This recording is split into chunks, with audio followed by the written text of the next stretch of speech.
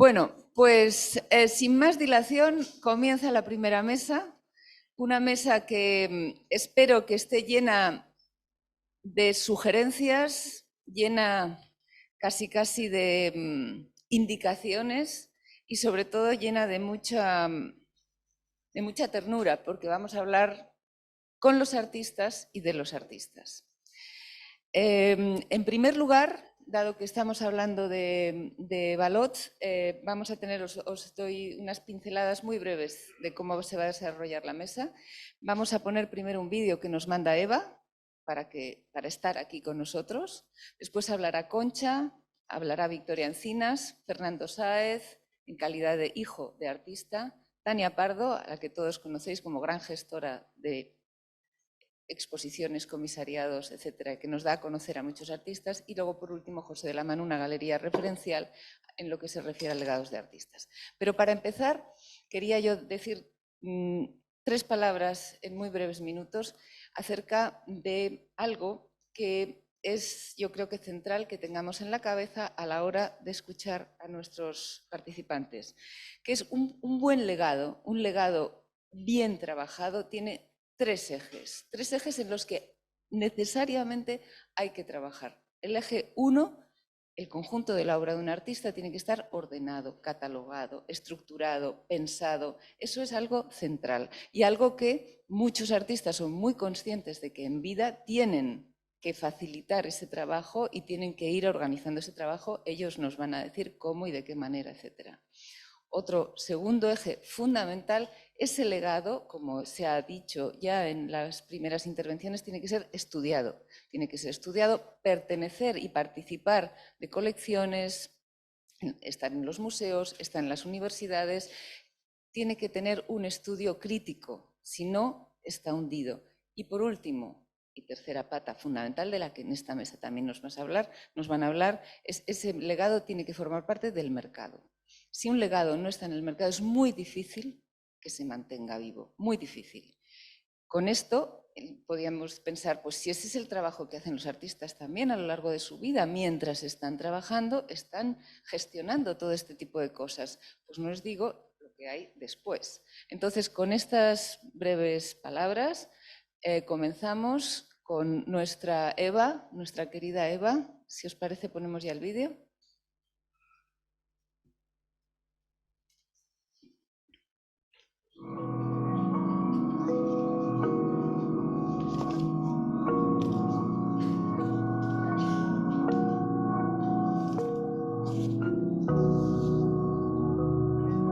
En cuanto a la pregunta, ¿alguna vez has sentido inseguridad laboral? Debo decir que lo he sentido durante toda la vida. Me he dedicado básicamente a la actividad artística, pero durante años lo he compatibilizado con dar clases. He dado clases en la Facultad de Bellas Artes de Cuenca durante 8 o 9 años, pero no los años suficientes como para tener derecho a una jubilación. No tengo derecho a un subsidio ni tampoco a una pensión no contributiva, porque tengo en propiedad 2 inmuebles. No puedo alquilar ninguno de los 2 lugares porque necesito los 2 espacios para seguir trabajando. Mi obra está guardada en el almacén y solo en parte está catalogada. He hecho una donación de 36 obras a la Fundación Museo Reina Sofía, donde ha tenido una muy buena y cariñosa acogida. Quisiera que mi legado vaya con el tiempo a parar al mismo museo. Mientras tanto, y mientras pueda, quiero seguir trabajando y poder vivir de la venta de las obras ya existentes u obras que aún pueda producir. Creo que queda mucha obra, sobre todo de artistas mujeres, que hay que recuperar y que valorar debidamente.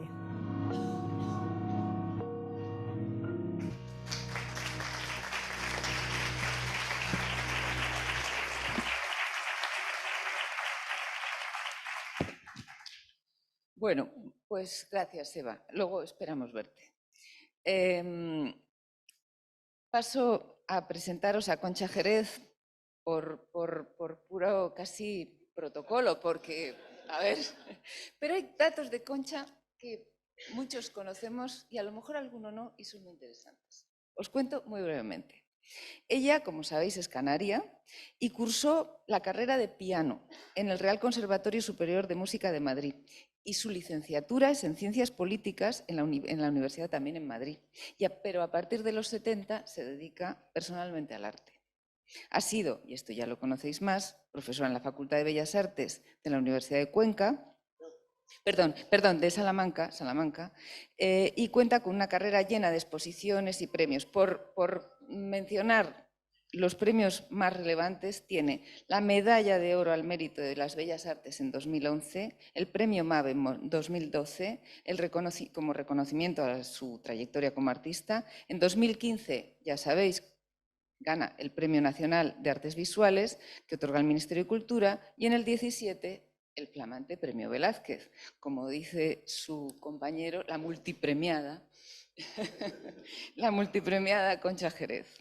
Pero, y probablemente lo más relevante desde mi punto de vista, además de gran artista, su carrera está recorrida por un compromiso claro y determinado con los derechos de los artistas y en general de los profesionales del arte. Un compromiso que se traduce en multitud de iniciativas y en una generosidad descomunal en el apoyo a causas esenciales. Hoy está aquí impulsando esta reflexión tan necesaria sobre el futuro de nuestros legados. Concha. Muchísimas gracias, Isabel. Es para mí un placer el estar aquí entre tantos amigos y tantas personas, tantos artistas, galeristas, etcétera, instituciones públicas, importantísimo. Y, en fin, bueno, ya no me quiero extender. A mí normalmente no me gusta leer, no me gusta leer en público, me gusta hablar directamente, pero en este caso, y teniendo 8 minutos, sí me he preparado unos puntos simplemente para lanzarlos. Sobre todo quería centrarme en 2 temas. ¿Cuál es el estado de la situación, desde mi punto de vista, en relación con los legados y qué se podría hacer con los legados? En España hay muchos artistas cuyos legados merecerían conservarse, tanto legados de hombres como mujeres, aunque en mayor cuantía estas últimas. Y dichos legados están en riesgo de perderse. Yo voy a citar algunas causas. En primer lugar, no hay un reconocimiento en España de que los legados de los artistas actuales forman parte de nuestro patrimonio artístico contemporáneo. Segundo punto, no se conoce la magnitud ni la calidad de muchos legados de artistas. No se han catalogado los legados de la mayoría de los artistas ni nadie los ha estudiado a fondo. No ha habido teóricos que se hayan interesado por esos legados, Muchos artistas no tienen herederos directos que se interesen por sus obras y los indirectos no tienen interés ni preparación para ocuparse y defender sus legados. También muchos herederos de legados no tienen la capacidad económica para aceptarlos en herencia. Y finalmente, ese capítulo, muchos artistas o herederos de legados no tienen capacidad económica para la conservación de los mismos. ¿Qué ocurre? Que, bueno, y después hay muchos artistas que es que literalmente no pueden vivir, al margen de legados y al margen de todo. ¿Qué se podría hacer? Bueno, yo tengo algunas sugerencias. En fin, en España el gobierno debería, me repito, considerar la cultura y dentro de ella el arte como cuestión de Estado. Si tenemos que imitar a alguien, por ejemplo a Francia, es un buen ejemplo. Debería haber un reconocimiento de que muchos legados de artistas de nuestro país forman parte de nuestro patrimonio artístico contemporáneo y, por lo tanto, hay que defender ese patrimonio y ocuparse de él. Debería habilitarse un procedimiento legal para que, como parte de la recepción de premios nacionales o premios Velázquez, los herederos de las artistas pudieran pagar a la hacienda pública con obras de arte los impuestos devengados por la herencia. Para artistas de reconocido prestigio que no tienen los ingresos mensuales necesarios para poder vivir, me refiero de reconocido prestigio no necesariamente los que tengan premios, sino los que verdaderamente la sociedad artística reconoce que tienen un valor.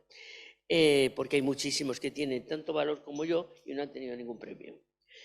Entonces, parece, debería elaborarse, debería elaborarse alguna herramienta jurídica para que pudieran cobrar de alguna institución pública una pensión mensual, no como ya como una limosna y esas cosas, no, puede ser como anticipo para un pago, para hacer un pago anual con obra de dichos artistas. Vale. En algún caso, sí que conozco yo algún caso así, por ejemplo, en Canarias, en que se está haciendo esto. Pero solo conozco un caso, Palmero en concreto, sí, un pintor. Es el Cabildo de Gran Canaria, sí. Bien.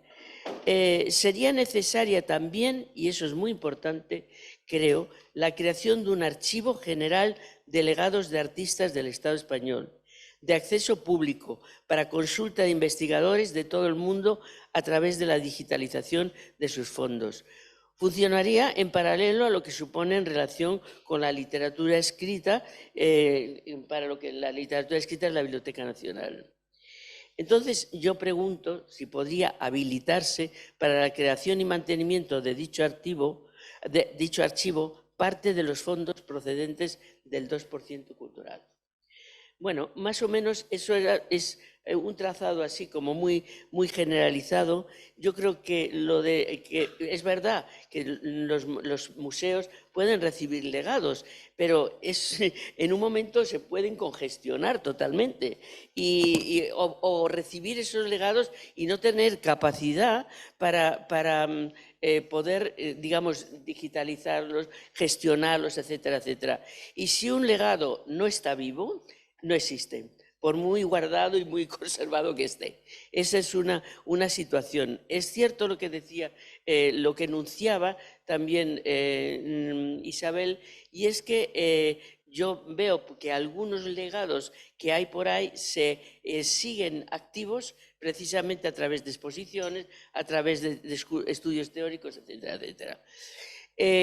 Sí que hay veces que ha habido una compra de archivos por parte de instituciones públicas, por ejemplo, la compra del archivo de Wolf Hostel, que está en residencia, que está en el Museo de Hostel de Malpartida.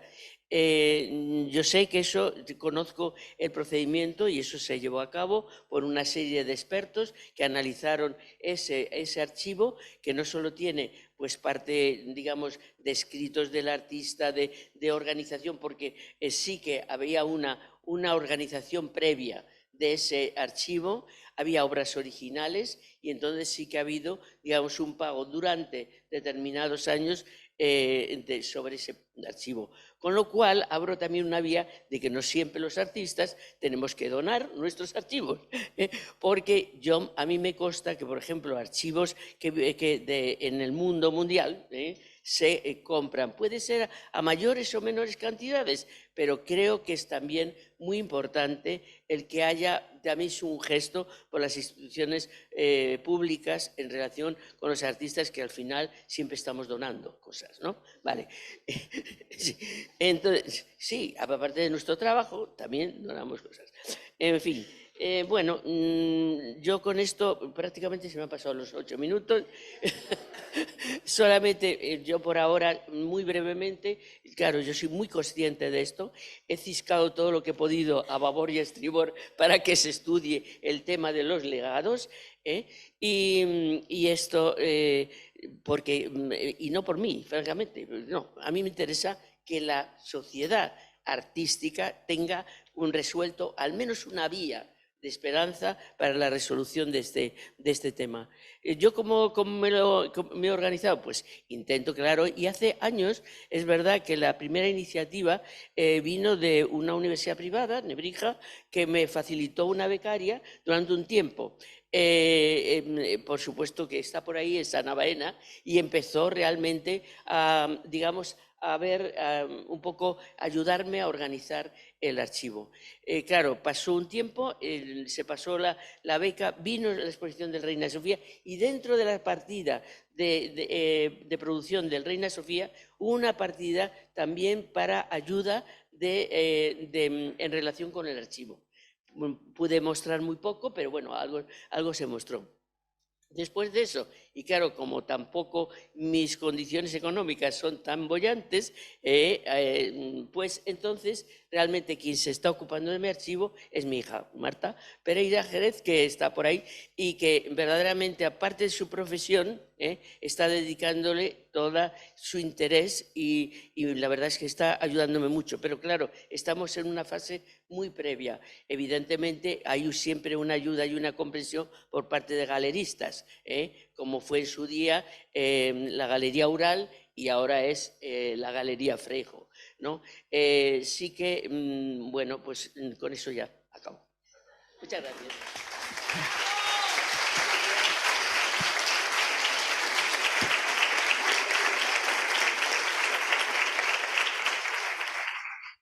Bueno, tendremos ocasión de escucharte más. Haremos algunas preguntas seguro después.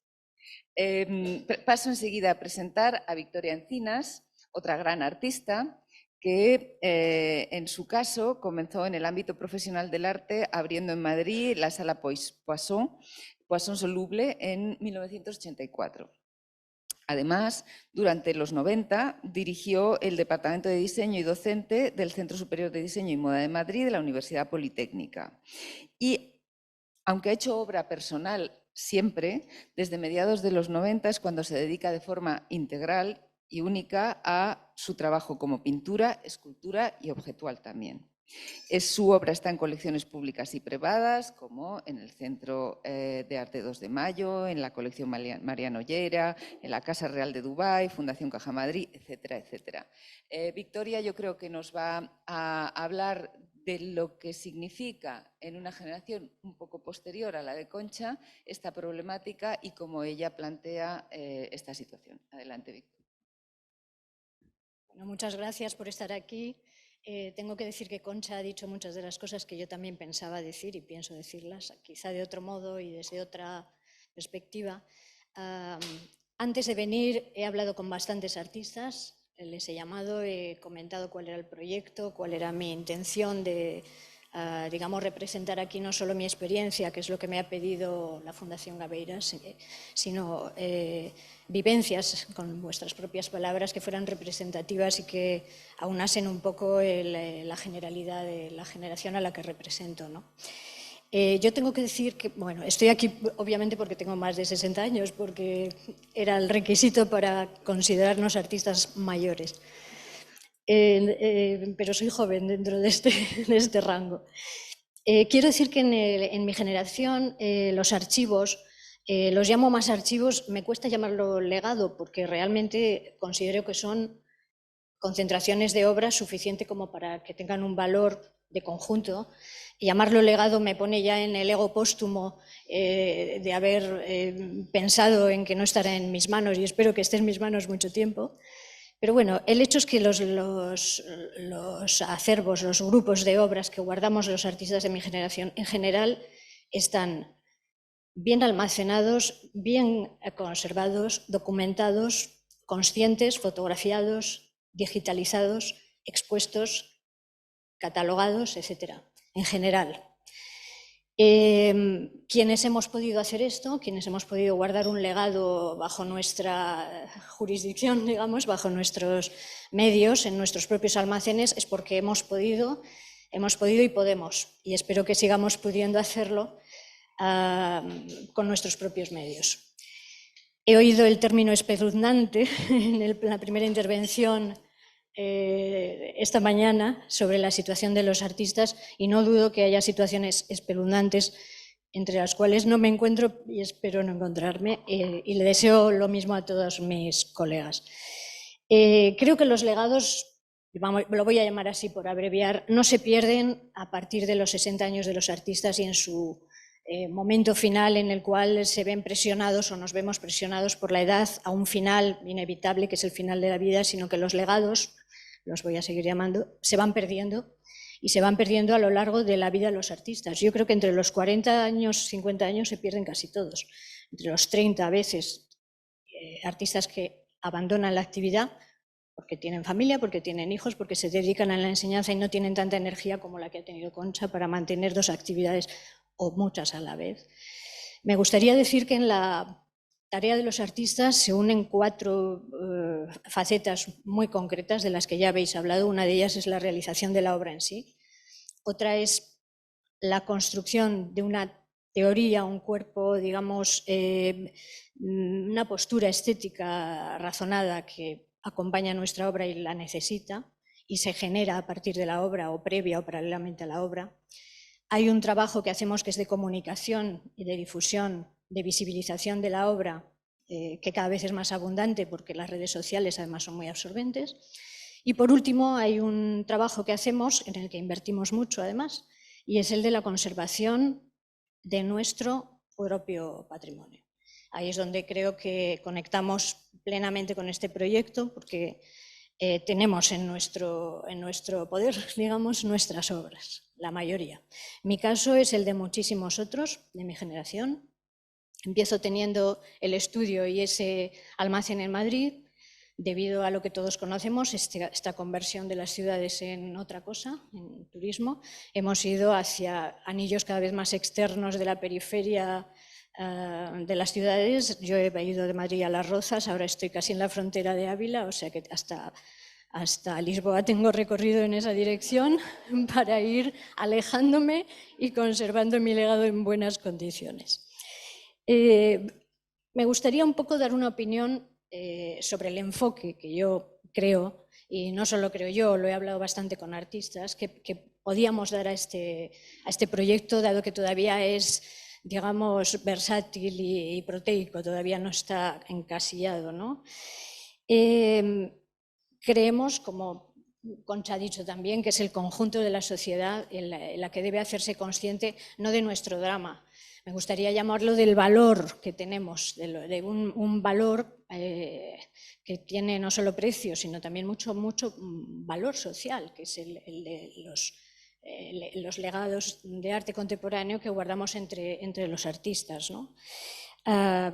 Me gustaría también decir que, sobre todo en los últimos tiempos, está siendo muy difícil mantener esto en solitario, que los artistas carguemos con el peso de la manutención, la conservación, etcétera, de estos legados como personas individuales, que, como ha dicho Eva Lot, con la que he hablado también antes de venir aquí, porque debiera estar ella sentada aquí y no yo, pero con mucho gusto hago de portavoz de todos los artistas, pero también de Eva.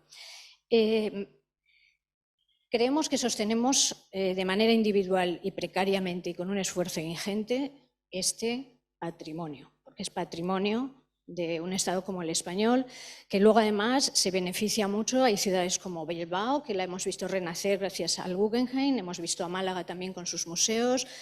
Vemos como todo eso que sostenemos durante décadas finalmente beneficia a la sociedad, beneficia a la restauración, a los hoteleros, a todo eso de lo que nos tenemos que alegrar cada vez que encendemos el telediario y vemos que va estupendamente el sector del turismo. Entonces, ¿por qué tenemos que soportarlo con nuestras espaldas débiles, frágiles y muy individuales, muy aislados, cada vez más aislados, porque hemos sido expulsados de las ciudades por la especulación inmobiliaria?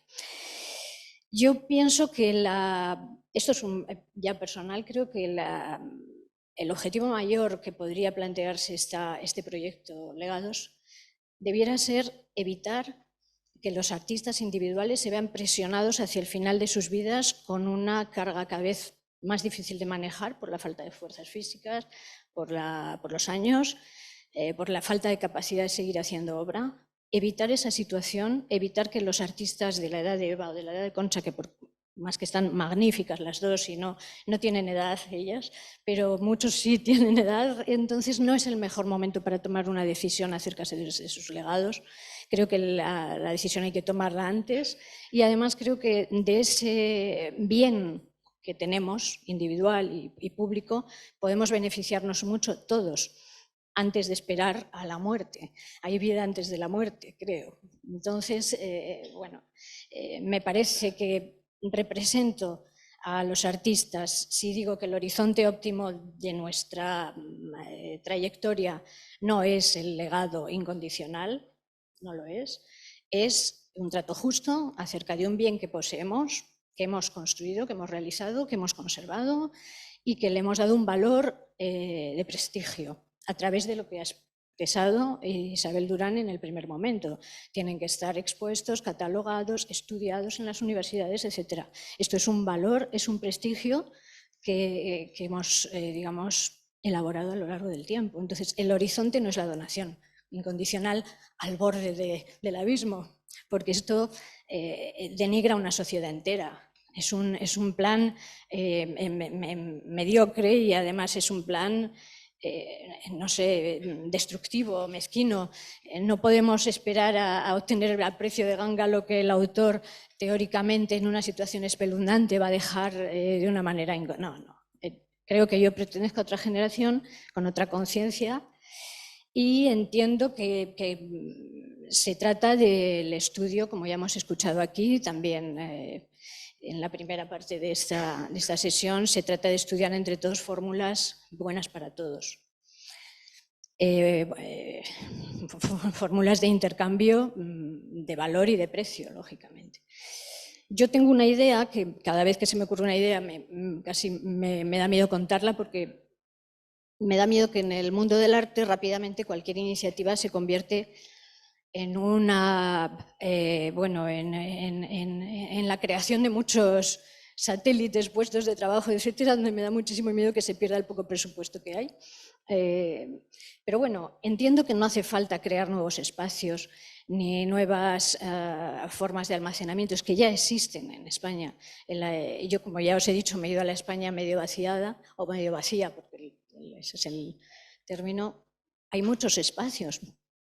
Hay unos festivales de verano que se llaman Clásicos en Verano, que señalan espacios históricos muy interesantes de toda... Hablo de la Comunidad de Madrid, me voy a centrar ahí. Hay espacios interesantísimos. En el propio sitio donde yo vivo está el monasterio de Santa María de Valdeiglesias, que es la abadía más antigua de Madrid, que hay un espacio estupendo para cosas de este tipo, o el Castillo de la Coraceda, muchísimos lugares donde se podría establecer una red, no necesariamente volver a generar grupos, equipos. Pienso que patrimonio podría inventar como la bandera azul de las playas. Una cosita que tampoco hay que pagar una millonada a los diseñadores. O sea, me da un miedo terrible de dar ideas, porque enseguida el presupuesto se dispersa y no llega a los artistas, que es a lo que yo vengo a defender. Voy acabando. Bueno, por último quiero decir, y esta es una frase en conversación con Evalot, que el talento emigra. El talento emigra, los cirujanos emigran, los enfermeras emigran, los artistas emigran. Si me dejas... Cuento una breve experiencia de legado, que ha sido además el legado de un archivo de Poisson Soluble, del espacio que dirigí en los 80. Fue en esta casa. Fui invitada a participar, esto lo voy a leer porque es un poco largo, pero además no quiero perder tiempo. Fui invitada muy rápido, 2 minutos, lo digo, a la red de archivos de prácticas independientes en Madrid desde los años 80. Convocados 30 y tantos directores, promotores de este tipo de espacios, y llegamos a donar los archivos solamente 4, de 30 y tantos 4. ¿Qué sucedió? Sucedió que el equipo jurídico de Reina Sofía, después de explicarnos diferentes modalidades de donación, finalmente todas desembocaban en una única posibilidad de donación, que era desinteresada y incondicional. Como yo soy tenaz en la defensa de los derechos de los artistas, conseguimos que se financiara, se remunerase la construcción ordenada del archivo. La catalogación, enumeración, una organización del archivo que en función de la cantidad de documentos tuvo una valoración. Pero paralelamente yo tuve otra opción, que fue la Hispanic Society, porque sobre Poisson Soluble hubo un proyecto muy interesante de una alumna de la Columbia University que recibió un premio, el premio Susan Huntington Vernon, y la Hispanic Society estaba dispuesta a alojar el archivo Poisson Soluble porque la tesis doctoral premiada iba sobre Poisson Soluble y espacio P, de lo soluble a lo perdurable, la España de la transición, los años 80. ¿Por qué se quedó mi legado en el Reina Sofía? Porque la Hispanic Society tuvo la honestidad de decirme que no podía mantener o asegurarme que podía mantener los equipos informáticos actualizados para dar visibilidad a esto a lo largo de los años sucesivos. Y ante esta duda ellos mismos no daban un paso tan al frente y el legado Poisson Soluble está aquí, se puede consultar en el centro de Reina Sofía, en la biblioteca Centro de Documentación. Y ya con esto.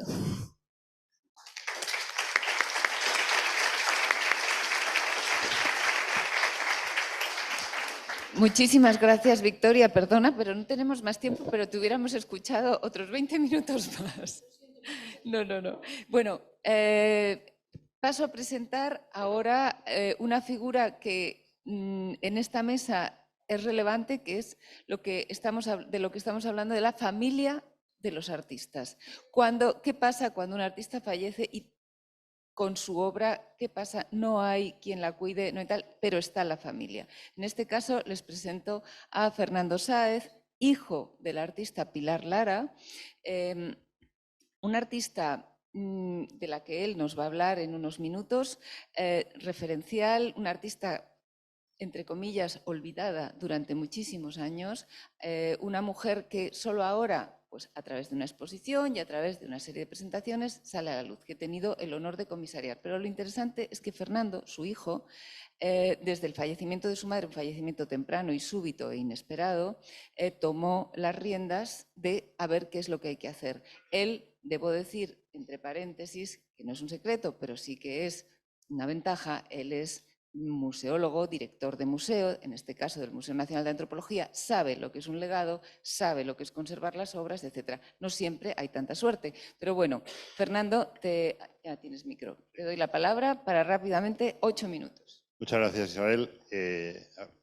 Efectivamente, me toca hablar de la otra parte, ¿no? De qué pasa más allá, ¿no? de ese momento en que el artista ya no está entre nosotros, ese momento en que estas maravillosas personas que hacen que nuestro mundo sea un poquito mejor, con su esfuerzo, su creatividad y su capacidad para proponernos un acercamiento al mundo diferente y trascendente, pues lo recibimos las familias, ¿no?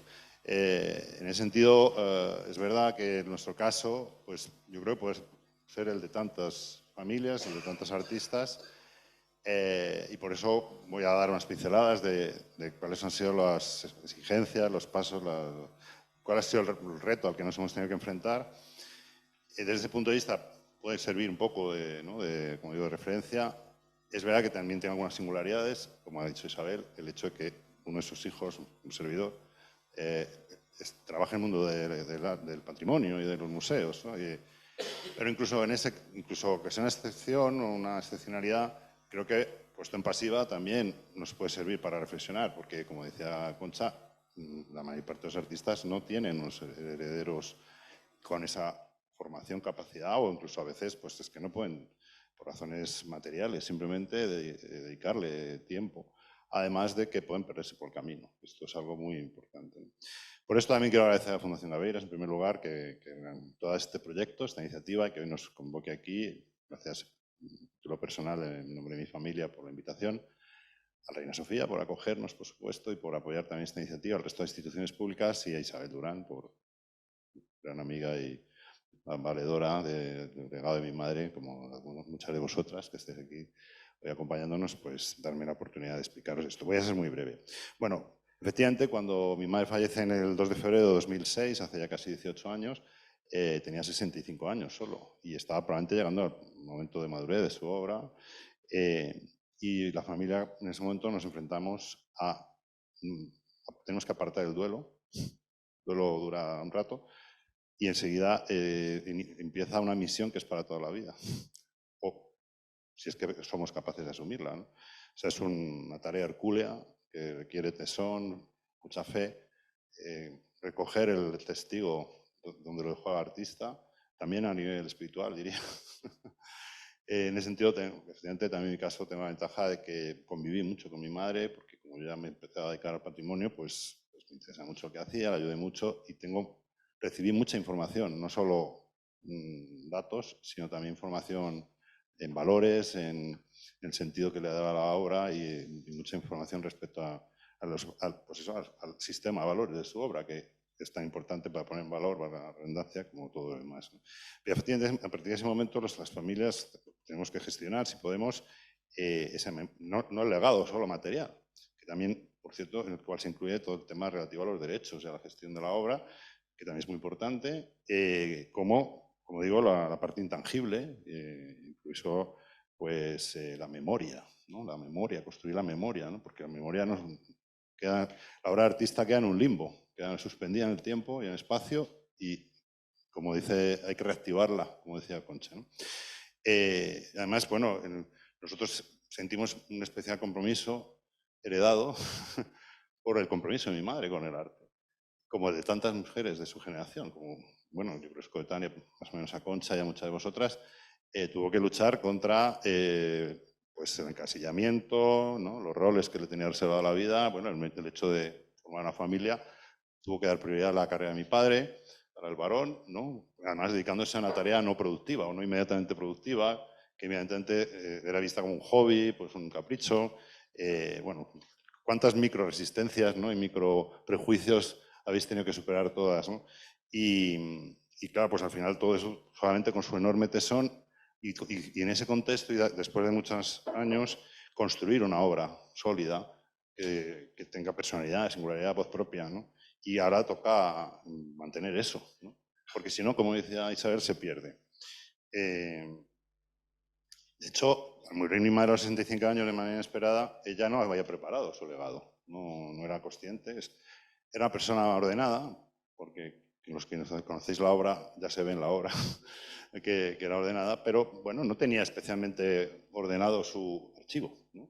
Su obra, la obra que conservaba, ni siquiera tenía una relación de quiénes tenían sus obras vendidas o donadas. En muchos casos lo sabíamos, o ella misma tenía anotaciones, me las había transmitido, y muchas veces hemos tenido que ir luego rellenando las casillas y todavía no conocemos toda la obra que hizo mi madre. Bueno, a partir de ese momento, yo creo que efectivamente, en el caso de mi madre especialmente, tocaba continuar el camino donde ella lo dejó, o sea, porque en la confianza y en la fe de que el tiempo pondría su obra en su lugar, o sea, donde no había podido llegar ella, ¿no? Evidentemente, como decíais vosotras, la propia desaparición del artista hace que ya nadie le represente.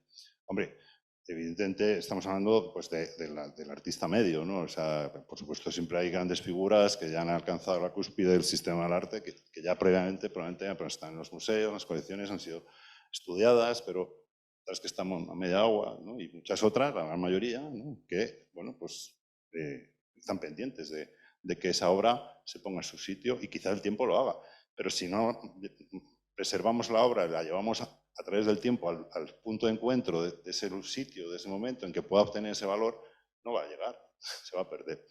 Entonces, es verdad que hemos tenido muchísima ayuda, pero evidentemente el hecho que somos 4, además, mis hermanos me ayudan mucho, estamos intentando ahora pasar ya también este legado a la siguiente generación, mi sobrino mayor, que para eso está cachas, pues ya, uno que ya va a estar cerca de los 60, me ayuda, si puedes ir pasando a la siguiente diapositiva, me ayuda a mover la obra.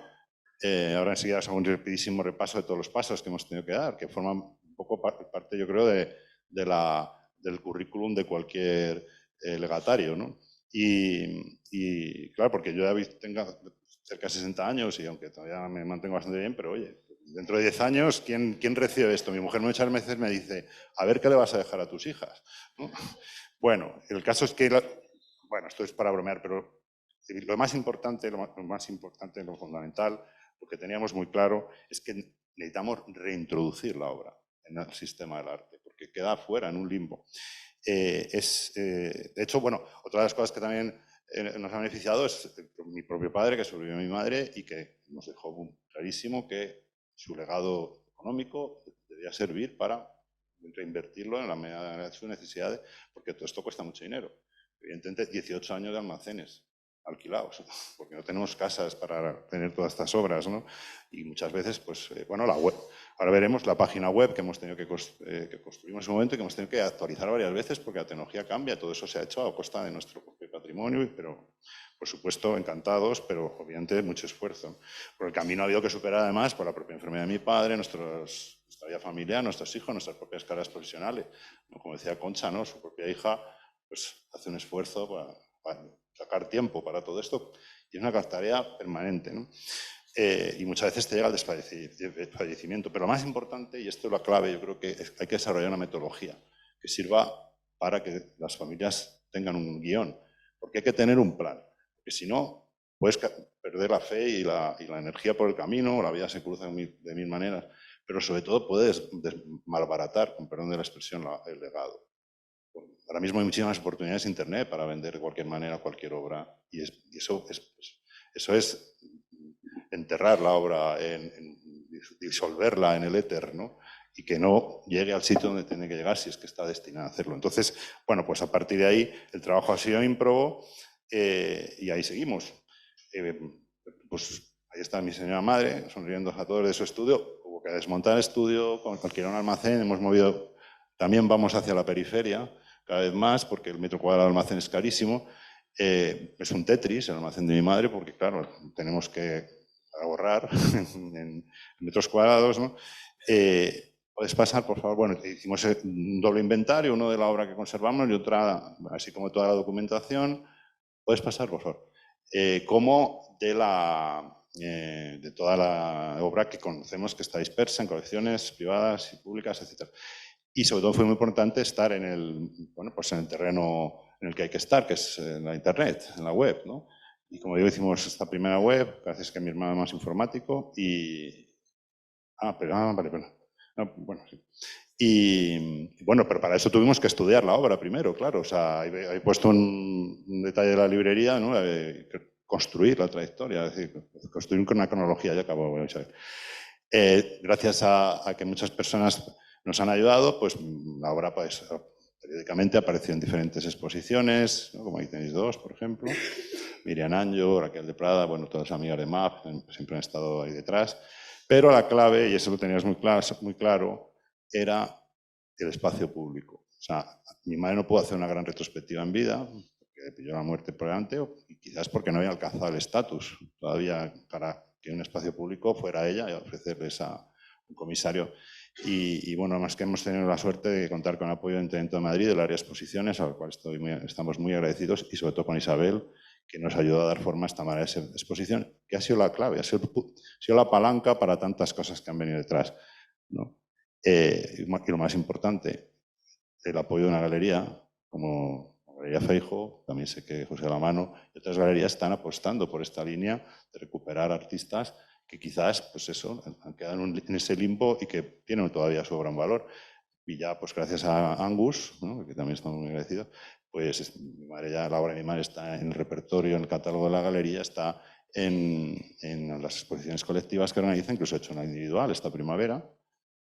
Y ahí a partir ya hay una página de Wikipedia, gracias a MAV, a Marisa González y el resto de compañeras, está incluso pues, en otras exposiciones, como ahora en el Club Matador, o forma parte pues, de ese maravilloso repositorio de historias de artistas que está haciendo Diana Larrea, ¿no? Y nada más, podría seguir, pero bueno, estas son... Lo más importante también es que al fallecer mi padre, porque mi padre tenía gananciales, ¿no? Estas cosas del día a día, ¿no? De la cotidianidad, pero son importantes, pues la obra pasó a mi padre, pero al fallecer ya mi padre hemos constituido una comunidad de bienes, una comunidad de herederos, porque necesitamos representación legal, claro. Poder hacer facturas, darnos de alta en no sé cuántos... pues apartados de Hacienda, etcétera, poder emitir, por ejemplo, certificados de autenticidad, que ahora también nos va a ayudar Angus, etcétera, etcétera. O sea, hay muchísimo trabajo y cuando toca hacerlo sin una guía, en primer lugar, y segundo, sin recursos, sin, ¿no? una estructura, pues es un gran esfuerzo. Así que espero que este sea un punto de inflexión y que la experiencia que hemos vivido nosotros pues no tengan que ya pasar por ella a otras personas. Muchas gracias.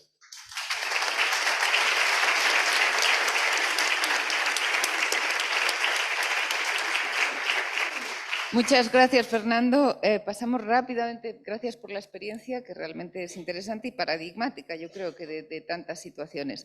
Vamos a presentar a Tania Pardo, que qué decir de Tania, es que básicamente para abreviar, creo que la conocemos todos, creo que sobre todo el trabajo que ha hecho Tania en sus años de profesión, desde que estaba en el MUSAC hasta ahora, que conocemos todos, es excelente. Es un trabajo que ha ido subrayando una forma de trabajar con el arte y una forma de presentar a los artistas que merece la pena ser subrayada, por innovadora, por brillante, por variada, por amplia, que eso se agradece mucho, una visión muy amplia de lo que es el mundo del arte, por compromiso, por simpatía, dejemos también, porque es muy importante. Es muy importante tener a personas como ella, que son tan gratas y tan generosas en su buen hacer.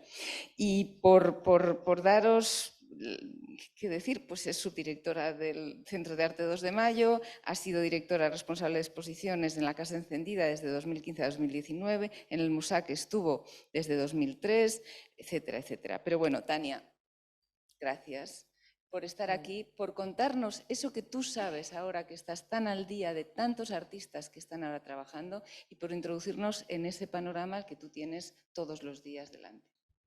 Bueno, muchísimas gracias, sobre todo a Gabeiras, por hacer posible, ¿no?, estas jornadas, este encuentro, bueno, por esta presentación, que esto está por encima de mis posibilidades de ego, pero bueno, la vanidad también es una cosa como gran legado de artistas. Yo quería agradecer fundamentalmente estar todos aquí hablando de esto, que es muy importante. Voy a recoger ese guante hablando de la visibilidad, ¿no?, de los artistas. Esto es fundamental. Un legado, bueno, lo habéis apuntado todo, es increíble escucharos, pero un legado permite estudiar, tener una conciencia de patrimonio, y yo creo que antes de llegar al legado hay que trabajar con artistas para no tener una conciencia cuando se acerca a los 60. Ahí está el edadismo. Es decir, aprender a mirar, a observar, a escuchar, ¿no?, a trabajar desde muy pronto. Si en los 80, por ejemplo, las Guerrilla Girls decían tienen que estar las mujeres desnudas para entrar en los museos, ahora podríamos preguntar si tienen que tener 80 para entrar en los museos. Esto no nos puede volver a pasar, ¿no? La historia del arte está formada por múltiples historias en letra menor, no en mayúscula, pero los museos se han conformado a lo largo del tiempo y de los años en letra mayúscula.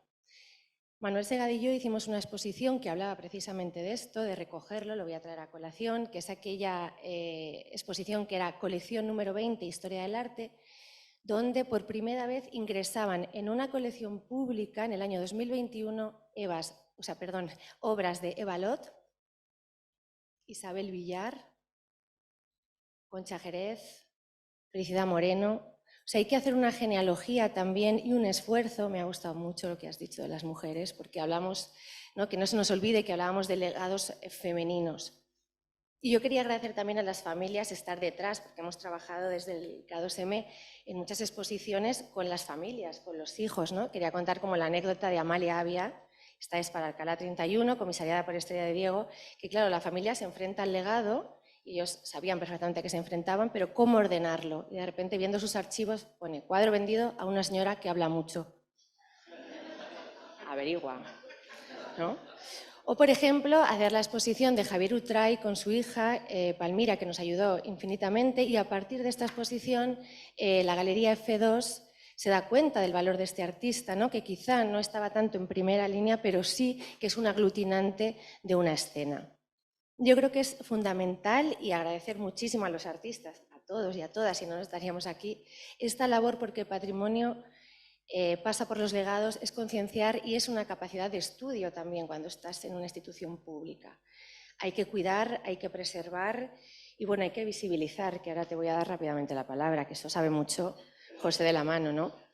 Hemos hablado de, bueno, te lo voy a pasar ahora, no vamos a hacer ahora el dúo dinámico, pero quería hablar de la importancia que hay de estudiar, que a veces se nos olvida, ¿verdad?, con tanto tiempo, y así ahora con el Instagram, y que es muy corto, hay que leer un poco más, hay que estudiar la historia del arte, hay muchísimos referentes fundamentales. Quería nombrar, por ejemplo, a María Droc, que es una artista interesantísima, parte de su legado lo tiene la Fundación Helga de Alvear, pero que hay que tenerla en cuenta. Quería dar otro dato fundamental, que son lo que yo puedo decir que llamo datos de concienciación. Por ejemplo, trabajar con el artista Mitsuo Miura supuso un regalo para mí, ¿no? supuso aprender una escena, aproximarme a una escena de alguien que también ha estado bordeando la escena y pensar que en el 2022 era la primera vez que Mitsuo Miura tiene un catálogo bilingüe. Es decir, que son datos. Otro dato de concienciación que no nos lo podemos seguir permitiendo es que en España, y si me equivoco, díganmelo que así, bueno, me fascinan los datos, claro, somos de letras, entonces los datos, las matemáticas, pero fui a la presentación del libro de Deli Tejero, que también es su sobrina quien está llevando su legado, y contó que no había en España ni una sola fundación ni una casa natal dedicada a una artista plástica mujer. Muchísimas gracias porque me encantó la presentación y fui consciente de esto, ¿no? Pensé, vaya, Centro de Estudios Maruja Mayo, por ejemplo, no sé, Sala Elena Blasco, que te veo atrás. Hay muchas cosas todavía que quedan por hacer y esto es un paso importantísimo para esto. Y hay una labor de estudio, de protección y de concienciación sobre el arte que no solo es que sea patrimonio, sino que es una manera maravillosa de entender el mundo, ¿no? Digo cosas como un poco básicas, pero quería dar las gracias porque me parece que es una labor también la nuestra desde las instituciones de protección hacia los artistas, ¿no? Que es casi como los más frágiles, ya lo habéis contado, y luego concienciarlos también a muchos de ellos para ordenar estos archivos desde que no hay que esperar, sino que hay que ordenarlo desde el principio, para que no nos pase esta cosa de cuadro vendido a una señora que habla mucho. Y dicho esto, a ver si voy a ser yo la señora, voy a pasar el micrófono. Muchas gracias.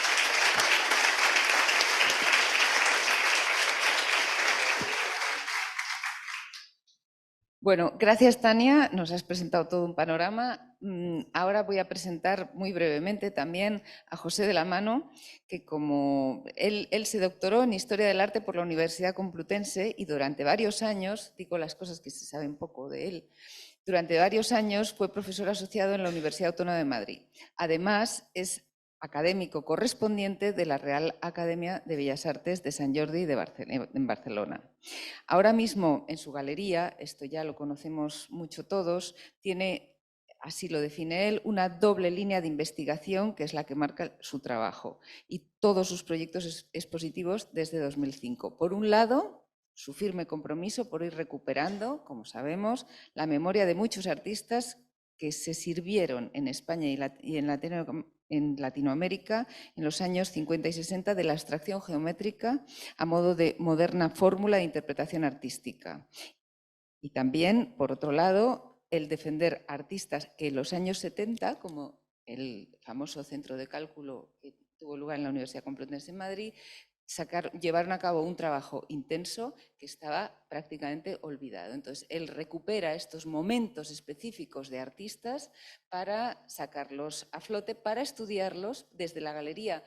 Es muy importante en el caso de José de la Mano y de otras galerías, como Freijo, que está aquí con nosotros, el estudio que promueven de sus artistas previo a su salida al mercado. Sin más, te doy la palabra y luego tendremos un pequeño momento de conversación entre nosotros y abriremos la palabra para el público. José, adelante. Bueno, como no me ha pasado con Adrián Piera, soy el último, con lo cual correré y usaré los 8 minutos para que lleguemos a lo que es el debate, que es donde van a salir, yo creo, las ideas para el futuro.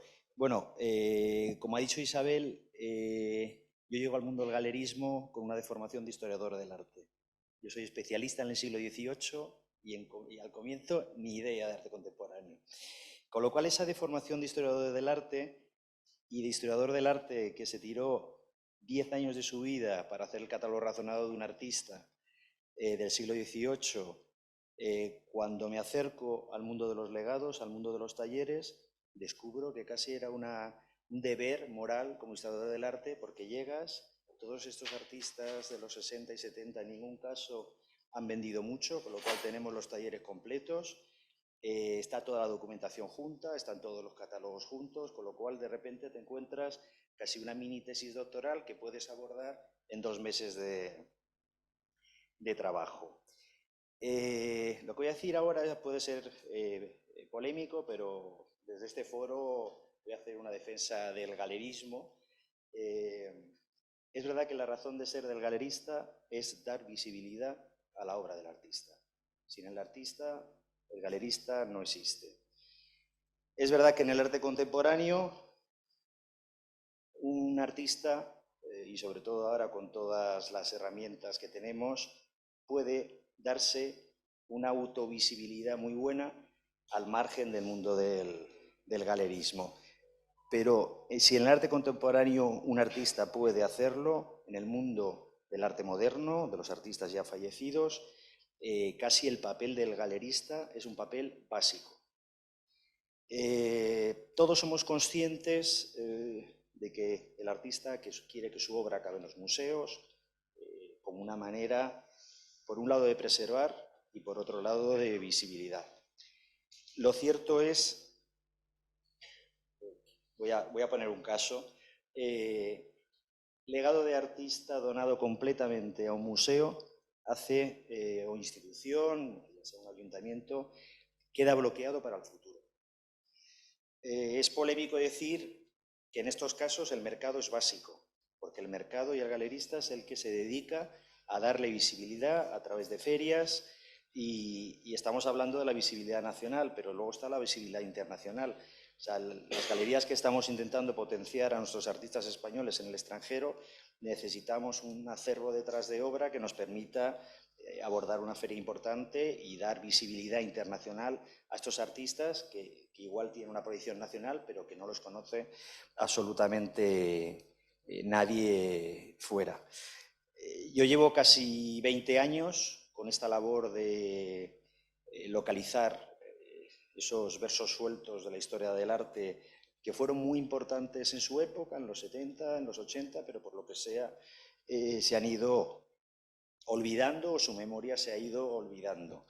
Hay muchísimo trabajo por hacer y por eso cuando Gabeiras me propuso el tema, tenemos trabajo por delante para aburrir. Hay temas prácticos, o sea, cuando llega un momento de un legado, el fallecimiento de un artista, está el espacio físico. Es que, yo os voy a contar, una herencia en muchos casos es un problemón para la familia. Las obras se presupone que pueden alcanzar un valor, con lo cual la familia las preserva. Pero yo como historiador del arte también quiero hablar del mundo del archivo documental. O sea, el archivo documental es básico para entender la obra y la importancia de un artista. Igual que el Colegio de Arquitectos creo que tiene una labor bastante intensa de acaparar, pueden ir las familias y depositar todos los archivos de los arquitectos, se está convirtiendo muy complicado hacer una donación de un archivo. Y el archivo es la memoria de ese artista.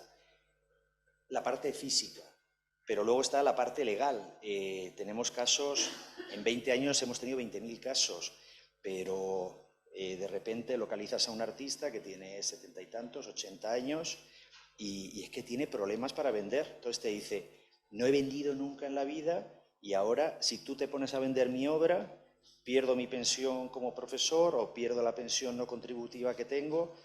Eso hay que buscarle una salida, un marco para que un artista a sus 70 años, si le llega el éxito, podamos vender y vender como locos para que él pueda tener, pues igual, una tranquilidad económica que no ha tenido a lo largo de su vida. El mundo de las testamentarías es importantísimo. Es importantísimo. Nosotros, por desgracia, hemos tenido en los últimos 2 o 3 años fallecimiento de varios artistas de la galería y hemos gestionado nosotros que los herederos sepan cómo gestionar una testamentaría, porque nosotros hemos tenido casos que las testamentarías nos han venido dentro de ese concepto ajuar doméstico, con lo cual eso imposibilita la venta al futuro de cualquier obra de ese taller. Entonces, desde la parte legal, realmente es crear un protocolo. En el momento que llega una herencia, hay que hacer un inventario, hay que darle un valor, puede ser un valor más alto, un valor más bajo, pero que exista ese inventario de partida. Estamos todos en esta mesa igual con artistas que tienen unos herederos que saben lo que están heredando, que sepamos que hay artistas que las situaciones son muy complicadas. que están heredando sobrinos que no tienen absolutamente ningún interés en su obra, pero que además de lo que es la parte física, las obras, hay un problemón que es los derechos de autor. Hay que considerar en todas esas herencias quién va a heredar los derechos de autor, sobre todo en los casos que no hay hijos, son sobrinos, y que por lo menos haya alguien que sepa de lo que estamos hablando con los derechos de autor.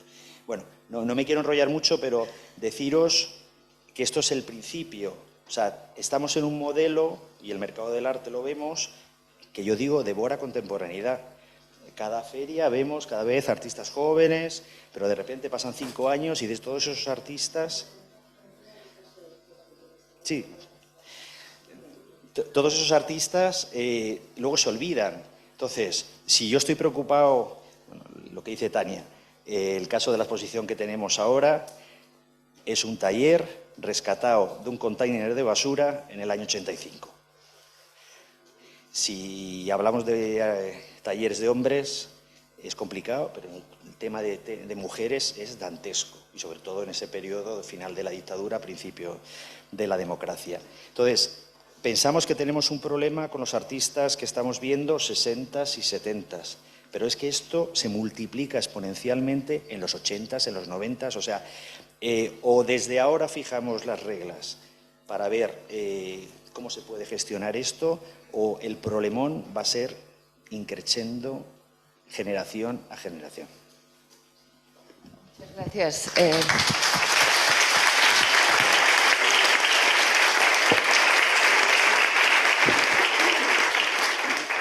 Muchas gracias, José. Realmente apuntas temas imprescindibles y muchos deberes para Gabeiras, muchos, porque da la sensación de que hay que hacer un importante manual en 2 planos, uno de sugerencias legales y otro de mundo práctico, del A, B, C, D, E, que creo que hace mucha falta. Así que, pero alguna subvención más del Ministerio de Cultura quizás vendría bien para seguir empujando la cosa, no es por nada. Pero bueno, vamos a tener un pequeño espacio, como os decía, de comentarios de nosotros. Yo creo que a propósito de la última presentación de José de la Mano, hay quizás algún dato que Concha puede aportar en cuanto a la importancia de lo que es la galería y en cuanto a la importancia de esa venta compleja de la que hablabas como ajuar doméstico. Ella yo creo que tiene algo que comentar. Bien, quizás empiezo por la segunda parte, que es más breve. Vamos, yo como he resuelto ese tema ha sido como venta de patrimonio. Entonces, de acuerdo con el galerista, o la galerista en mi caso, ¿no? Pues como venta de patrimonio sí puede venderse la obra. Sí, pero si es obra reciente, o sea, una obra de los 60 o de los 70 tuya, puede ir por ahí la venta. Sí. Pero si es obra que estás produciendo ahora, no puedes ir por esa línea. Porque fiscalmente es un problema. O sea, si no hay inspección no pasa nada, pero fiscalmente si es una obra... veo a Roger que me está asintiendo. Lo hemos visto en todas las posibilidades. Cada artista, esto hay que vivirlo en el día a día, está buscando a su mujer facturando para vender como patrimonio. El problema es que es una precariedad, sobre todo cuando a un artista le llega el éxito a los 70, que es una barbaridad. Sí. Entonces hay que ver el marco legal que permita a un artista que llega a vender y a vender a instituciones fuertes y de repente despertar el interés general de los coleccionistas, que haya un marco jurídico, y ahí es un tema del gobierno que permita a ese artista en vida disfrutar de ese éxito. Sí, sobre el otro tema que mencionaba Isabel, era el tema de la importancia del galerismo. Estoy absolutamente de acuerdo. Yo durante 10 años decidí no vender mi obra, entre el año 75 y el año 86, porque quería desarrollarla libremente, y me busqué la vida, por supuesto, con la enseñanza, ¿no? La enseñanza del arte. Entonces sí que tuve esa, pero también tengo que decir que ya a partir del 86 vi que eso tenía una parte positiva, sí. Evidentemente yo habría sido muy independiente, pero una parte negativa, y era que mis obras no estaban en ningún museo ni en colecciones. Entonces, mi generación, muchos, hombre, no es que hubieran vendido, porque mi generación no ha vendido tanto, pero sí, se habían colocado algunas cosas en museos y, sin embargo, en mi caso, no. Entonces, yo pienso que sí hay una importancia. Hay una importancia, yo desarrollaba mi obra normalmente en instituciones públicas españolas o de fuera de España. Entonces, sí, claro que lo he podido desarrollar, pero como no estés en el mercado, es un problema. Es un problema. Después tampoco es que se venda tanto. Bueno, pero hay una labor. No, tu galerista te lleva a ferias internacionales, te está dando una visibilidad que, aunque no haya un rédito económico, al final pues, todo eso es un camino. Claro, no, pero quiero decir que sí que tiene su importancia, porque por muchos premios que te den, eso no significa que vendas. Eso es muy engañoso. Es decir, puedes tener un prestigio enorme y tener toda la obra en tu casa. De hecho, en mi experiencia personal, en la mayor parte de museos de España, yo no tengo obra. Bueno, no tengo que tener obra en todas partes. Hay muchos artistas que lo merecen, claro. Pero me extraña, es decir, que no corresponde. Entonces ahí hay algo que no funciona. A la hora de preparar un legado, yo ya estoy pensando cuando fallece el artista, soy consciente de que todos queréis, como artistas, que las obras queden en una institución. Pero, aviso a navegantes, hay que guardar una parte para el mercado. Yo soy alicantino, yo el caso de Eusebio Sempere es artista, que todo el taller acabó en un museo, maravilloso, Maca, antigua asegurada, maravilloso, pero ha impedido, al no haber un grupo de obras importante que permitiera a cualquier galería entrar a defender al artista, que hasta reciente, bueno, una exposición en Reina Sofía lo ha vuelto a poner en circuito, pero todavía a unas cotizaciones muy alejadas de lo que debería ser para ese artista.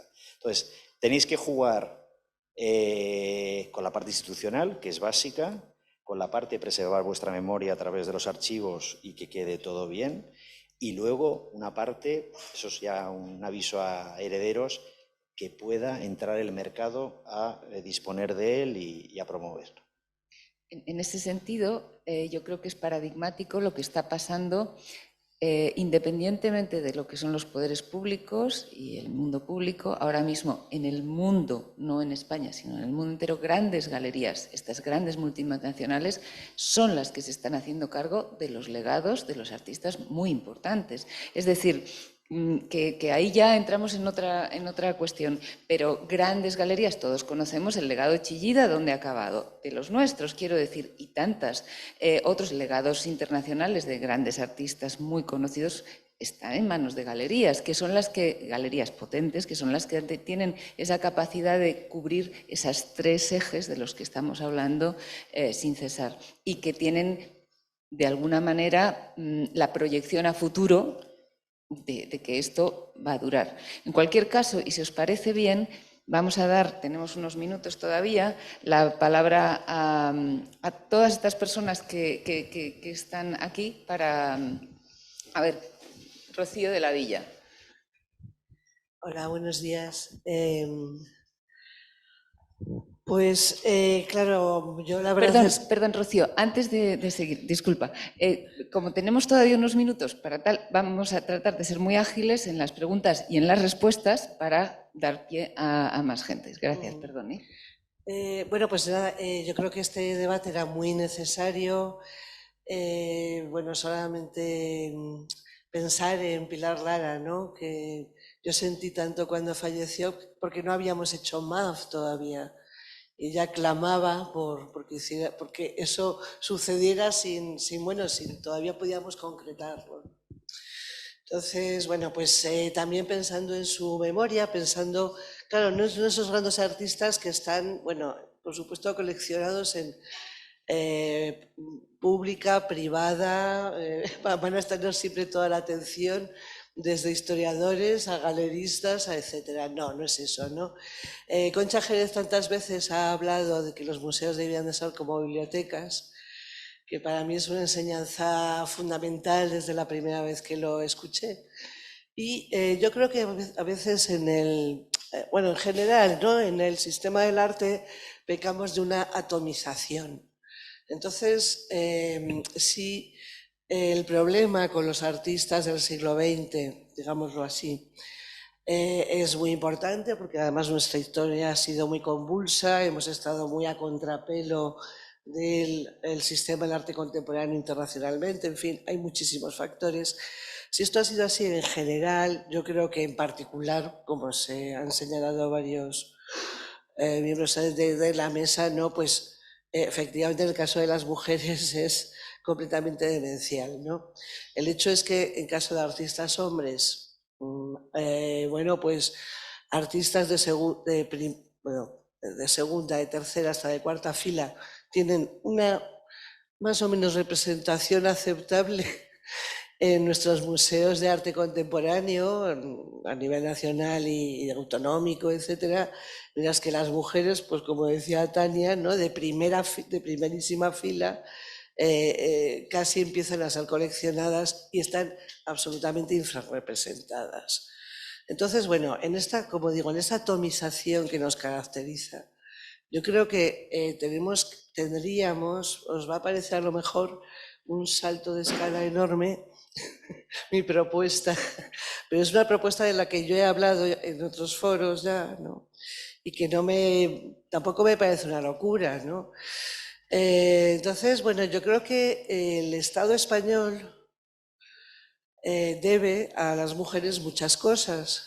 Es verdad que las legislaciones, bueno, pues están cambiando, están aportando y tal. Entonces, también en el ámbito de la cultura y en el ámbito del arte, que es lo que nos interesa aquí, yo creo que el Estado debería de hacer una importante operación.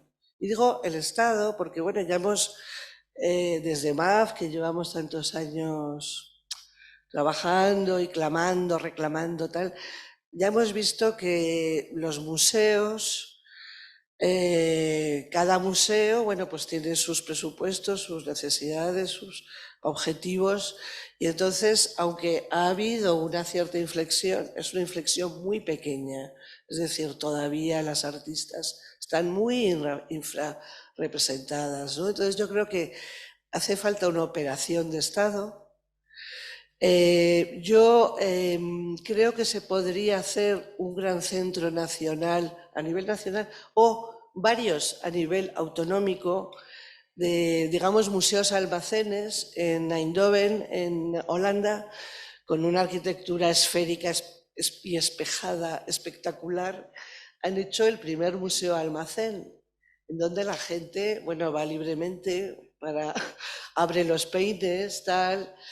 Entonces yo me imagino para esta operación especial, que no sería tantísimo dinero ni mucho menos, de adquisición, bueno, sobre todo a la gente es que legaría, porque claro, efectivamente aquí tenemos una familia ejemplar, pero tenemos unos casos en donde no hay herederos, bueno, etcétera, etcétera, ¿no?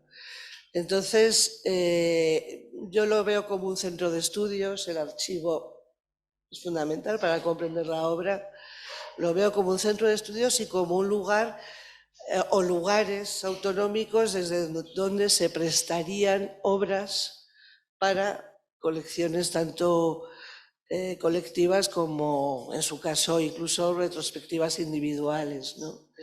Como digo, yo creo que el Estado nos debe esto. No es una gran cuantía, o sea, continuamente se han hecho tantos museos para el relumbrón político.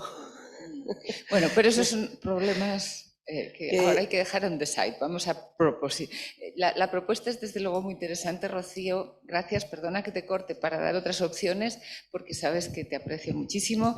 Pero nada, no, yo lo que dices es muy interesante. Quería pero como poner en tengo común confianza, ya. No sé si queréis comentar o mejor otras intervenciones. Primero allí a la. A ver. ¿Había pedido yo la palabra? A ver, ¿dónde estamos? Aquí, Isabel. Aquí, vale, pues primero Marisa. Sí. Marisa González, sed muy breves, por favor. Tenemos, y luego va nuestro compañero, perdona, aquí a mi derecha, exactamente, y luego ya vamos para allá. Ahí, bueno, ahí, aquí. 1, 2, primero Marisa, él, luego allí y allí, para terminar. Venga, adelante. Soy Marisa González, llevo toda la vida trabajando en el estudio y empecé a hacer el archivo. He tenido becarias y la última, una italiana, cuando se le acabó el periodo de la beca, dije, quédate a trabajar porque trabajo muy a gusto contigo, te pagaré lo que pueda y tal. Cuando empezamos a hacer el archivo de la obra, empezaba, ¿y esta obra de qué año es? ¿Y cuál es el título? Digo, ay, es que no me acuerdo. Y dice que volvía a su casa enferma porque ella era muy precisa. Mi imprecisión al final me dejó, claro, me dejó y no he vuelto a tener ayuda en el archivo. Mi hija, que es una arquitecta, profesora en una universidad en Londres, me dice, madre, tú quieres lo mejor para los hijos, ¿verdad? Yo, claro, claro, lo mejor. Pues por favor, déjame el legado y el archivo hecho. Deja de... No tengo la suerte de tener como Concha, que tiene a su hija, no tengo esa suerte. Y ahora, cuando cumplí 80 añazos, ella misma me dijo, madre, considera 3 cosas, me dio 3 consejos. 1, disfruta de la vida, sal del estudio, porque estoy todo el día metida. Entro a las 10 de la mañana y vuelvo a las 9 de la noche, como allí sola. Mi marido, que llevo 50 y tantos años con él, tengo esa suerte, come solo, lo que sea, viaja solo, tal. Bien, cuida de la vida, disfruta de la vida, cuida de tu salud, ya que tienes la suerte de tener salud, y cuida de tu pareja, ya que tienes la suerte de tener pareja. Ella misma me había dicho que saliera del estudio y de hacer el archivo. Y claro, yo le digo, ¿y quién hace el archivo? ¿Quién hace el legado? La galería, Angus Feijó, que también está aquí, me ayuda, me manda becarias, demás. Bueno, agobiada es poco. Y cuando empiezo con el archivo, empiezo, qué aburrimiento, pero ¿por qué me tengo que pasar yo el día aquí con lo que me divierte a mí estar haciendo fotos, manipulándolas, haciendo vídeos y no haciendo el archivo? Pero qué castigo me ha caído. Entonces, en esas estoy, pendiente de hacer el archivo y hacer el legado. Necesito ayuda, nada más digo eso, ayuda del cielo, de la tierra. Bueno.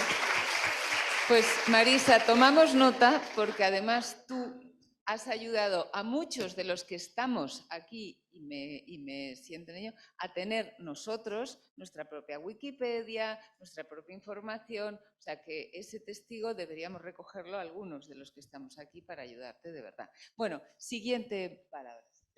Bueno, yo más que, más que una pregunta es hacer una anotación que creo que es muy importante, muy pertinente en este momento, que es, por ejemplo, lo que hablaban Tania y José de la Mano, ¿no? Digamos, esa comparación entre la parte del mercado y la parte de la institución y lo importante que es que haya un mecanismo, digamos, que no sea excluyente de una parte y del otro. O sea, porque efectivamente lo que dice José para mí es muy importante. Un legado o el trabajo de cualquier artista, si no forma parte del mercado en este momento, o sea, en este particular momento del arte contemporáneo, pues efectivamente se queda estancado y puede ser que esté guardado en una institución, pero finalmente pues no sirve de mucho, ¿no? Porque finalmente la visibilidad, que en muchos casos la visibilidad también está dada por esa cuestión del mercado, ¿no? Y por tener una circulación, es quizá lo que hace que de repente un legado sea validado, ¿no? En ese sentido, y que después por eso mismo pueda entrar en una institución. Otra cosa que también es de la que quería hablar, ¿no? Es, tú hablabas, por ejemplo, de Hauser and Wirth y el legado de Chillida, ¿no? Creo que también en este momento la institución pública tiene un papel muy importante en cuanto a esa validación, que no tiene que estar hecha por la mega galería, ¿no? Porque una cosa es la mega galería validando desde el mercado y otra cosa es la institución pública validando desde la cultura. Y creo que es la punta del iceberg esto. Creo que hay una suerte de mecanismo debajo que yo creo que tenemos que revisar. Yo creo que el mercado valida temporalmente. Lo que valida definitivamente es la institución y la historia del arte. Entonces, el mercado puede validar en un momento una cosa y luego tenemos que ser conscientes que todos los legados son importantes porque los criterios con los que nosotros nos acercamos a los legados van cambiando. Si hace 15 años nos dicen que estamos buscando como locos talleres de mujeres, no nos lo hubiéramos creído, pero ahora estamos todos buscando talleres de mujeres.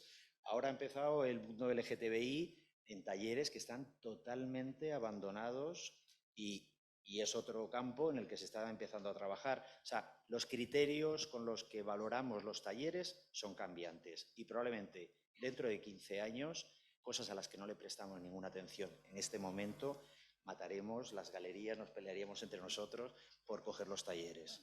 Bueno, también yo creo que esto está relacionado con una labor que decía yo, ¿no? de investigación o de estudio que tiene que ver con la restitución, ¿no? Que es a lo que te refieres, que si hay un sesgo de género, pues también de raza, o sea, etc.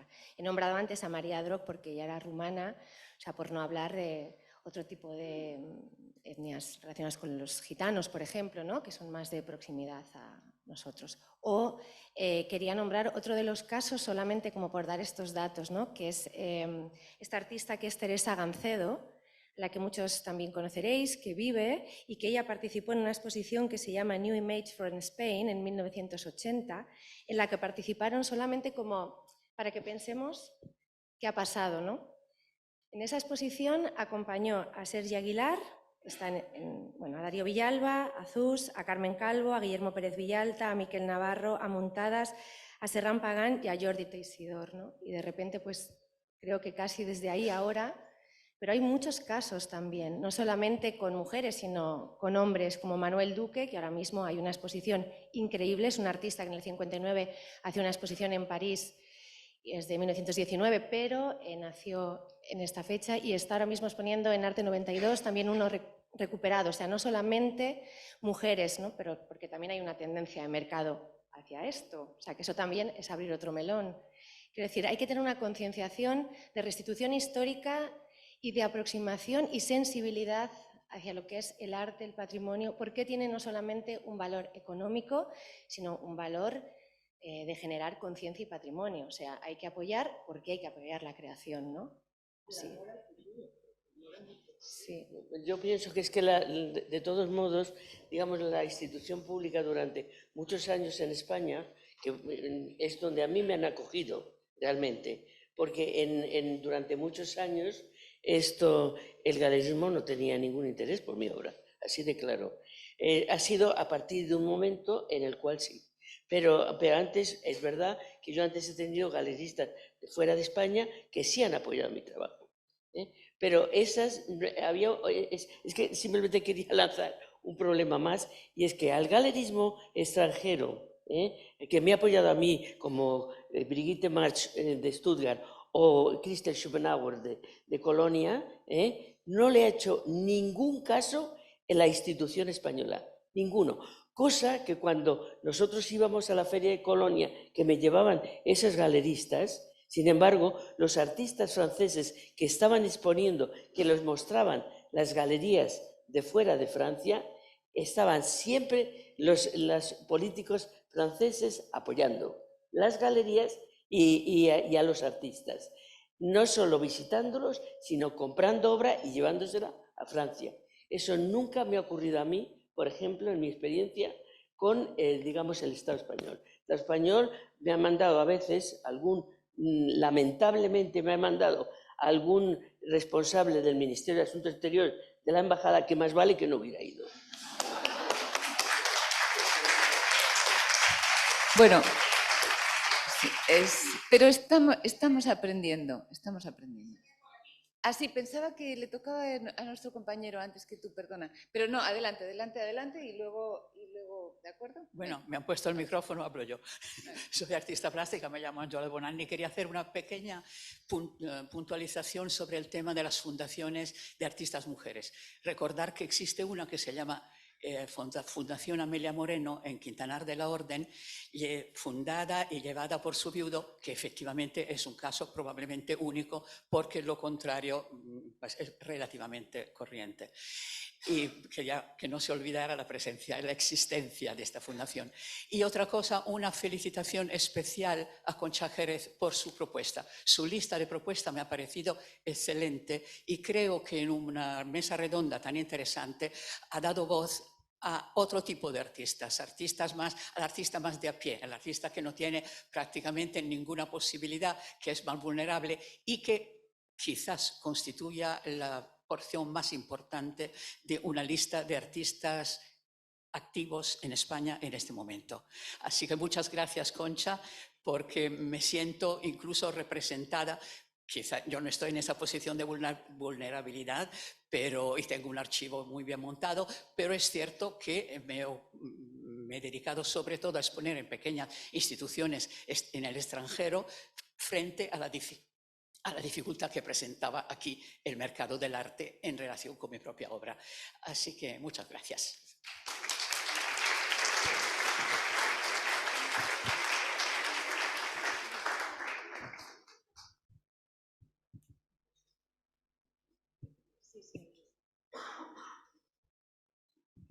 Sí, hola a todos, gracias. Voy a intentar ser muy breve, dado el cansancio del personal.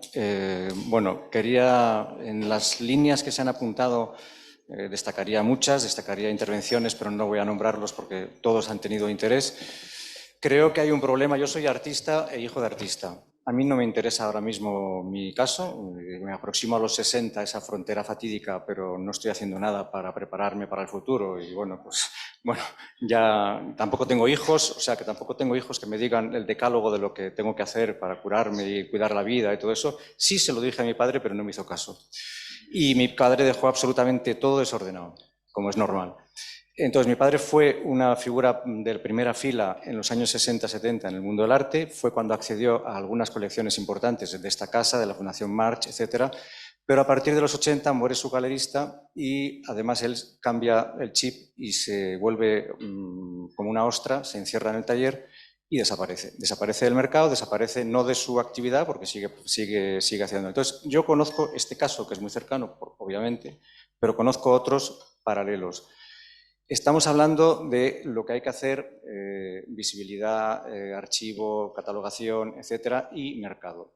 Mercado, ¿qué pasa con la persona, el artista, que no llega a un mercado suficientemente potente en vida? Mi padre tuvo, por ejemplo, ámbito nacional, pero no internacional, y después no tuvo nada. Es decir, que esa gente que en un momento dado vende, luego desaparece, y no tiene referencias comerciales como para que su obra salga ahora a mercado, suponiendo que a alguien le interesara. Y apunto lo que decía un compañero el que preguntó antes aquí, que esa obra igual no encaja en el mercado actual, porque el mercado actual es fluctuante, tiene sus modas y son además ciclos bastante grandes. O sea, yo he visto muchos ciclos a lo largo de mi vida, pero suelen ser que permanecen en el sitio lo suficiente como para que yo me muera. Es decir, que no vea realizada la idea de que el legado de mi padre, por ejemplo, y hablo en mi nombre, pero en el de otros muchos, tenga su cabida en el sitio que le corresponde, que yo objetivamente creo que le corresponde, y no solo yo, sino muchos críticos de la época. Perdona un segundo, ¿nos puedes decir el nombre de tu padre? Era un escultor que se llamaba Juan Aro. Era tallador de piedra en talla directa y bueno, ahí en esta casa hay una figura y en la Fundación March hay una muy buena y en Barajas hay una obra también, hay algunas obras públicas. Pero ha desaparecido, es decir, yo suelto este nombre aquí y ahora mismo los que no tienen una edad determinada no saben de quién estamos hablando, porque estoy hablando de los años 70. Portadas de ABC, portadas de los semanarios, Nueva Forma, varios reportajes de 15 páginas con Santiago Amón, etc. Fundación Huarte, Fullahondo, todo eso, todo muy bien, pero eso se lo ha llevado el viento. Mi esfuerzo, que es mucho, en ese sentido comprendo mucho lo que está haciendo y lo que hace Fernando Sáez, me identifico mucho con su drama, porque yo creo que es un drama, porque está lastrando mi propia carrera. A mí me quita algo el sueño, es el problema de mi padre, ¿no? Entonces, no sé cuáles son las premisas que hay que seguir para conseguir que esta capa media de artistas, la vamos a situar, es una capa media, no son grandes figuras y no son gente irrelevante, son gente que tuvo y que tiene una potencia brutal, pero no tiene conexiones críticas con nada. Entonces, yo la verdad es que me siento perdido, pero estoy haciendo todos los esfuerzos para conseguir los pasos que se han dado aquí, ya los conocía, pero me da la sensación de que se habla para un nivel, pero hay otro nivel que además creo que muchos colegas de mi edad están en la misma situación de la que estoy describiendo, no solo la de mi padre. ¿Qué va a pasar con todo esto? Es un problema, no sé, que por lo que hablo con mis colegas nos preocupa. Yo creo que, muchas gracias por tu intervención. Yo creo que, si os parece, tenemos que cerrar enseguida, pero por responderte, creo que ese problema se ha visibilizado claramente en esta mesa. Es una circunstancia que además hemos tenido alguna propuesta que eventualmente podría funcionar. Creo que los gabeiras tienen mucho trabajo en su manual, sus propuestas, etcétera, etcétera, pero creo que ha quedado aquí clara una circunstancia, no de los artistas que están más en el mercado, sino de otros muchos, una realidad en la que hay que trabajar, pero para trabajar, lo primero, como decía Tania en su intervención, y también Victoria, hay que estar concienciado, hay que conocerlo, y ahí es en lo que estamos. Entonces ya con la conciencia no tranquila, sino intranquila, pero trabajando, pues nos ponemos a ello. Así que muchas gracias a todos. Ahora hay una... Perdón, vamos a hacer el descanso un poquito más corto, entonces son y 35, pues a menos 10 aquí, y tenéis un café al que os invitamos fuera y luego continuamos. Gracias. Hay traducción también simultánea para la siguiente mesa. Solamente una pequeñita cosa. Tania quiere dedicar esta sesión. Solamente, antes de terminar, muchísimas gracias, pero quería dedicar esta mesa especialmente a uno de los artistas que más ha trabajado por la escena de Madrid, que no pertenece a un artista como tal, has comentado, de primera línea, que falleció ayer, y que es César Fernández Arias. Creo que también él debería estar aquí.